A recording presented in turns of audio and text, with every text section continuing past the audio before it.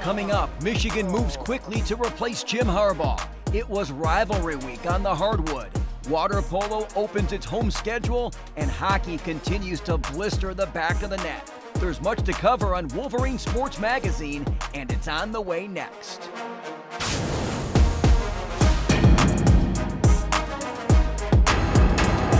Wolverine Sports Magazine is presented by Meijer. Hi again, everyone, and thanks for checking us out this week. The big story on campus, Michigan hires its next football coach, and the Wolverines certainly didn't have to look far to find their man. Saturday at the Young Family Center, Sharon Moore was introduced as the Wolverines' next head coach. The Wichita, Kansas area native was promoted from offensive coordinator and offensive line coach, where he thrived in 6 seasons under the guidance of Jim Harbaugh. I stuck around because I love this place. I love the players. It's hard to leave something you really love and you care about. And for me, it was never about, I want to be a head coach, I want to do this. That's always a motivation for every coach that, coaches in this game. But I never had a timetable on when I wanted to do it. It was all about the players and trying to help them win and help them be successful. The biggest thing I learned from coaches, don't be afraid to be different. Don't be afraid to go out the norm because it might work and it might be really good. So I think that is something that, I evolutionized me as a coach and helped me change. Moore sounded a lot like his former boss when I asked him if he would do anything special to celebrate the occasion. We'll see. I don't know if I'll have time to do anything special, so just being around the family, be around the players. I mean, going to the player workout this morning and watching them was probably as cool as anything for me, and just being around them is all I want to do. Later, we'll go behind the scenes to hear the inspirational words from Moore's first meeting with the team. Trust me, he has their attention and he has their respect. I love you guys with all my heart. Men's basketball hosts its annual Pink Game Saturday at 4 o'clock against Rutgers. Before that contest, though, the Wolverines made their annual trip to East Lansing to take on the rival Spartans. The Wolverines played well in the first half, shooting 61% from the field. Jalen Llewellyn set the tone early and scored a season-high 18, including 4 of 6 from deep on the night. And when Terrace Reed Jr. drained his first career three-pointer with the shot clock winding down, the Wolverines were up 9, and it looked like they had something cooking. They led by a bucket at the break. Early second half, though, Michigan State went on a 16-1 run, turning a 5-point deficit into a 10-point lead. The Spartans used 48 points in the paint to pull away and win 81-62, handing the Wolverines their 4th consecutive setback. When you're in an environment like this and things are slipping away a little bit, how tough are those threes when you get the open look and they make them? Well, it's backbreakers. It of course gives the crowd what they're looking for, the energy that they need. They give the players the confidence that they need to now feel like that. When one goes in, it feels like it's an ocean. The next one you put up is going to go in no matter what, and that's the confidence that we gave them, and that came from the defense. We got to fix it, and we will fix it. And I know that every man in that locker room is hurting right now, which understandable. Lose a rivalry game on the road, but we felt that we had a really good chance of winning. To let it slip away hurts. Wolverine Sports Magazine is presented by Meijer and brought to you in part by Alro Steel, by Abso Pure Water, and by Grand Traverse Resort. To the ice now. Number 12, Michigan takes the nation's 2nd most prolific offense on the road this weekend. Back-to-back tilts in Columbus against the Buckeyes as the Wolverines keep trying to move up the Big Ten leaderboard. Michigan hosted 3rd-ranked Wisconsin last weekend. Sophomore Frank Nazer scored 2 goals and picked up an assist Friday night, leading the 14th-ranked Wolverines over the Badgers 5-1. Rutger McGroarty had 2 assists for his 5th consecutive multi-point performance, and Dylan Duke extended his active point streak to 11 games with a 2-point effort himself. It's tough in the Big Ten Conference, and the teams are going to push. We're going to push back, but when they made a push, I thought we managed the game really well. I thought the PK was outstanding. Goaltender Jake Barczewski was spectacular. The grad transfer stopped 42 of 43 shots to pick up the victory. For me, I think it's just slowing things down, taking it shot by shot, not trying to get too far ahead of ourselves. You know, there's been ups and downs. It's been a little bit of a roller coaster ride that first half of the season, and you know, we just want to stay consistent. And you know, if I can give them consistency in the net, then I know that they'll take care of business up front. Saturday, the two teams put on some kind of show, combining for 7 first-period goals. Duke connected twice on the power play for the nation's top-ranked unit, his team leading 15th and 16th of the season. It was 4-3 Michigan after one. Things slowed down in the second period, with Wisconsin scoring the only goal to tie the game. Nazer gave the Wolverines a 5-4 lead at 5:18 of the third. McGroarty and Gavin Brindley assisted, but the Badgers tied it up 6 minutes later to force a 3-on-3 overtime period. Christian Fitzgerald scored 57 seconds into OT to spoil Michigan's attempted sweep, but the Wolverines earned 4 of 6 points on the weekend. Women's hoops visits Penn State on Saturday. The Nittany Lions, one of the teams just above them in the Big Ten standings, as they continue to jostle for position. Michigan traveled to East Lansing Saturday for a high noon showdown against the Spartans. There were 2 lead changes early on before MSU took control of the game with a 9-0 run to start the second quarter. Layla Filia turned in a game-high 21 points for the Wolverines, making 8 of 11 shots, including 2 for 2 from three-point range. Jordan Hobbs added 11 points, 5 rebounds, and 5 assists, while Kyra Evans and Lauren Hansen each scored 9 points. The Spartans with the win, 82-61.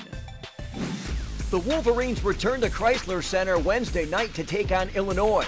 Looking for the 2-game season sweep, the Illini hit their first 7 shots and ran out to a 10-point lead. But Michigan tightened up the defense and turned Cam Williams loose. The senior scored 10 first-quarter points to cut the visitors' lead to a bucket. Michigan trailed by 5 at the break. The Wolverines went cold in the third quarter, allowing the Illini to build a 14-point lead and never look back. Layla Filia and Lauren Hansen led Michigan with 17 points each. Cam Williams had a dozen, and Kyra Evans chipped in with 10. Illinois leaves town with a 77-64 win. This is a big weekend for women's gymnastics. Michigan State is here at Chrysler Sunday at 4 o'clock, but it's also Alumni Day and National Girls and Women in Sports Day. The Wolverines were in Lincoln, Nebraska Saturday to perform against the 22nd-ranked Cornhuskers. The Maize and Blue swept the event titles, with graduate student Sierra Brooks cleaning up, winning the uneven bars, the balance beam, the floor exercise, and all-around titles. Get there early for Sunday's meet against the Spartans. The 11th-ranked wrestlers won 4 of the first 5 matches on the road last Friday against number 7 Ohio State. Michael D'Agostino earned a technical fall to start things out at 125 pounds. And Michigan earned major decisions in the next 2 bouts to take the team lead. 4th-ranked Shane Griffith was the lone Wolverine to win after intermission as the Buckeyes stormed back. Michigan's 4th-ranked heavyweight Lucas Davison was upset 4-3 by Nick Feldman, giving OSU a 20-19 victory. Michigan hosts Powerhouse, Iowa Friday night at 8:30 right here at Chrysler. It's the final home duel of the season. If you can't make it out, make sure you check it out live on Big Ten Network. How about a tennis update? The 5th-ranked women took the doubles point and 3 singles matches to shut out Utah 4-0 last Friday in the first round of the ITA kickoff at Michigan's Varsity Tennis Center. They moved on to face Arkansas Saturday, where the Wolverines punched their ticket to the National Indoor Team Championships, shutting out the Razorbacks 4-0. It marks the 2nd straight appearance at the national event for Michigan, which begins February 9th in Seattle. The 14th-ranked men's team was a 4-0 winner Saturday morning over Nevada in their opening round of the ITA kickoff. The Wolverines then upset number 9 Stanford 4-3 on Sunday, advancing to the next round at Harvard. Junior Patorn Hanchaiko clinched the winning point with a 3-set victory at the number 5 singles spot. Nice to see the water polo team home last weekend, hosting the Wolverine Invitational. Michigan opened play with an 18-2 win over St. Francis of Pennsylvania. North Texas native Riley Chappell led the onslaught with 3 goals and 3 assists. In the second game Saturday, senior Sammy Monroe meshed 3 markers, leading the 11th-ranked Wolverines to a 14-9 win over the Sharks of Long Island University. Michigan finished the weekend Sunday with a pair of wins. New Zealander Issy Jackson scored 3 times in their 15-5 win over Marist. They then clobbered Salem 20-3 to wrap it up, improving to 4-3 on the young season. Indoor track and field had a 3rd straight weekend at home. Asia Lorenzen won the 60-meter hurdle event Saturday at the Michigan Track and Field Invitational. She set a new facility best time of 8.11 seconds, just 0.2 of a second shy of tying her personal best. Maria Diavez was a winner in the shot put with the distance of 54 feet, 9.5 inches. A number of the men posted top 5 finishes at the non-team scoring meet. You can see the complete results from both teams by visiting our website, mgoblue.com. This weekend, they're off to compete at the Notre Dame Invitational Friday and Saturday in South Bend. Wolverine Sports Magazine is brought to you in part by Alro Steel, by Abso Pure Water, and by Grand Traverse Resort. Now that football video we promised you. Before his news conference, Sharon Moore held his first team meeting, setting the tone for this new era of Michigan football. Don't wait until the summer. Don't wait until you think it's your time. It is your time. Freshman, sophomore, junior, senior, walk-on, starter, non-starter, it's your time. And if you don't believe it's your time, this is not the place for you. If you don't want to be held to a high standard, this is not the place for you. If you don't want to win championships, this is not the place for you. If you don't want to work hard, this is not the place for you. This is so fitting that this is where we have the first team meeting, because this is where it all starts. I'm not going to change. I'm going to be myself. I'm not coach. Coach is a legend here. I'm not coach. I'm going to be me. I'm going to be fun. I'm going to be goofy like I am. But when it's time to work, like the linemen know, the offense knows, you guys defense see me, we're going to work. Because there's nothing else I want to do with you guys is win another one of those. And I'm tired of hearing, I'm just going to let you guys know this, I'm tired of hearing, we've lost these guys, we lost these guys. I don't think they understand what this team is, what this team is about. We're not about one player. We're not about one coach. We're about everybody. I love you guys with all my heart. And like I told the linemen, a lot of days you're gonna love me, a lot of days you're gonna hate me. I don't really care. I want you to respect me because I want you to understand I'm doing this for you guys as players, as people, and seeing what it takes now. We've seen as a unit, as a team, what it takes to get there. Is it easy, guys that have been here? No, it's not easy.